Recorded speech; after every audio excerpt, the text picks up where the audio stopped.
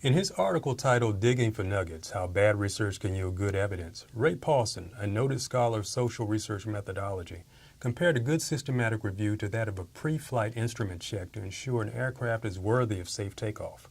He added that by analogy, research synthesis also follows a disciplined, formalized, transparent, rigorous, and highly routinized set of steps to ensure that its findings can be deemed trustworthy prior to their application to policy, and in our case, to better inform decision-making and management as well. Paulson noted the typical practice of the research quality of primary studies being checked out and only those studies considered to be of high quality being entered into the analysis, with the remainder being discarded. Paulson rejected this notion, arguing instead that the study itself is not the appropriate unit of analysis for conducting quality appraisal and research synthesis. Specifically, there are often nuggets of wisdom in methodologically weak studies, and systematic review disregards them at its peril. Consequently, my discussion here focuses on quality appraisal of research evidence and some of the quality appraisal tools used by those researchers engaged in systematic review to make important decisions about how they conduct their review. As there are multiple forms of systematic review, so too are there multiple quality appraisal tools at our disposal. The decision to use which quality appraisal tool, like all other decisions that take place in a well-executed systematic review, is driven by the research question. Some literature argues that one potential purpose of quality appraisal is to exclude those papers that are of poor quality in every sense so that these papers do not distort subsequent syntheses. In appraising the perceived quality of any piece of research, keep in mind that not all evidence is equal in the research process. Based again on the research question for which you seek evidence to help you answer, you will likely find some potentially compelling evidence published in peer-reviewed journals, while some other evidence may be contained in other sources such as gray literature. The nature of your research will also inform the type of systematic review that you will undertake. Aggregative reviews often support development of empirical statements to inform decision-making, while configuring reviews are often used to expand or develop new concepts or theories.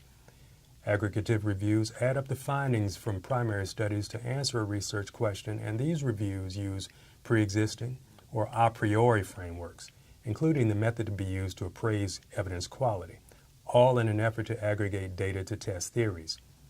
By contrast, in configuring reviews, where the focus is more upon generating new theory, reviewers are less compelled to exclude studies prior to the synthesis merely on the basis of methodological quality. Hardin and Goff also noted in the case of configuring reviews, which are typically more iterative, issues of quality appraisal will emerge as the review proceeds, and therefore a study finding or concept may still prove useful to a synthesis, in spite of the fact that the method by which the finding was produced was not ideal methodologically.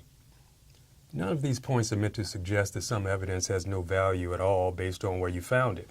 To the contrary, you must be explicit in how you assess the quality of all of your evidence, its relevance to your research question, and the consistency with which that quality assessment is accomplished.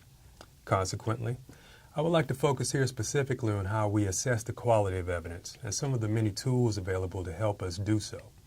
For this session, we will look at two such quality appraisal tools for approaches in particular. There could be a series of these videos in which any group of the many quality appraisal tools could be discussed. My selection of the tools was based primarily on the relatively high frequency in which some form of them appears in systematic reviews. The quality appraisal tools being discussed in this segment are fit for purpose and weight of evidence. In a follow-up taping, we will discuss an acronym known as TPUPAS and the Mixed Methods Assessment Tool, or MMAT. It is also important to keep in mind that the order of these discussions is not intended to suggest any order of superiority of one tool over another. Fit for purpose. Systematic reviews require the studies that they include to be fit for purpose as it relates to their methodological quality and in terms of how the studies contribute findings to the review. According to Goff, Thomas, and Oliver, the decision about how best to use available resources represents a strategic issue that depends upon the nature of the review question, the state of the available research on that issue, and the knowledge about that state of research. This takes into consideration that a review doing comparatively little work may be exactly what is needed in some situation, but not in another.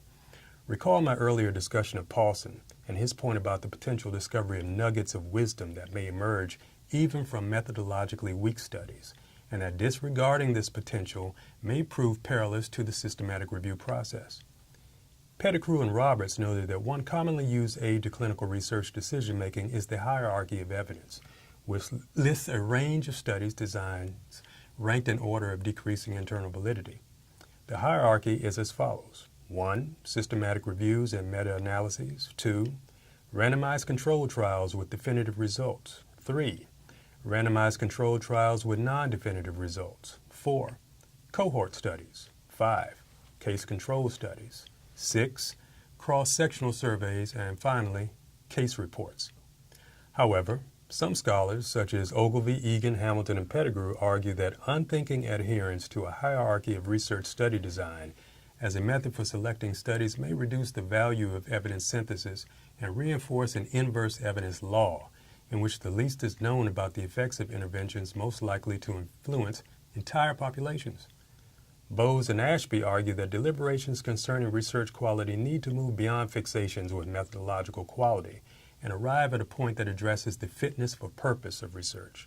They added that a broader concept of research quality should help researchers and the consumers of research to feel confident about the use of evidence in policy and in practice. One of the many important points that Bowes and Ashby in particular make about methodological quality appraisal is that such appraisal alone does not provide a sufficient basis for assessing the value and contribution of research to either policy or practice. The main aspect of the fitness for purpose concept is the fit of the methods under consideration to the goal of the research.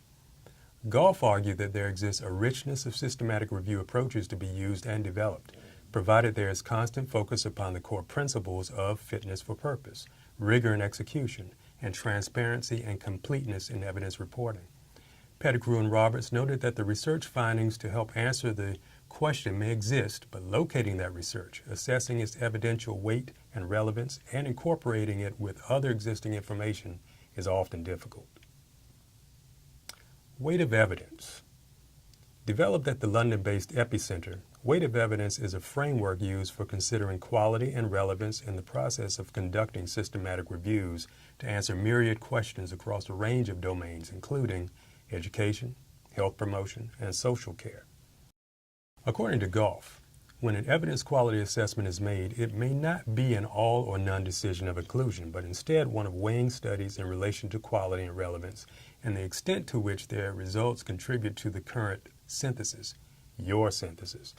In the systematic review process, a research study judged as high quality against generic criteria may not necessarily be a good study in the sense of being fit for purpose in answering the review question.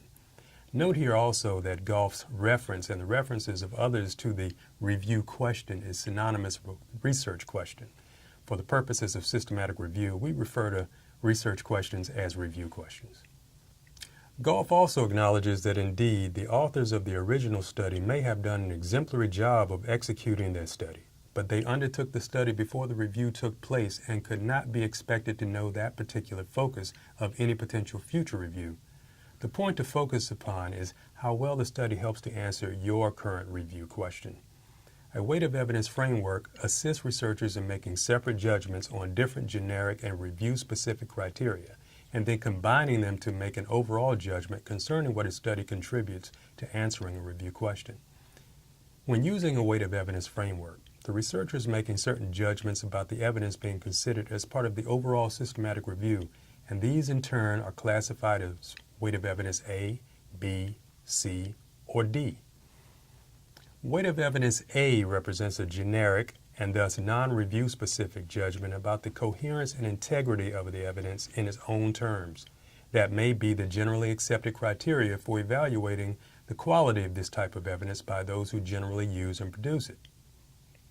Weight of evidence B represents a review-specific judgment about the appropriateness of that form of evidence for answering the review question.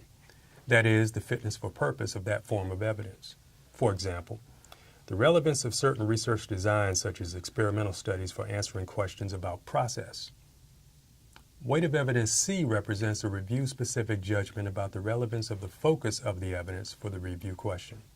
For example, A research study may not have the type of sample, the type of evidence gathering or analysis that is central to the review question, or it may not have been undertaken in an appropriate context from which results can be generalized to answer the review question.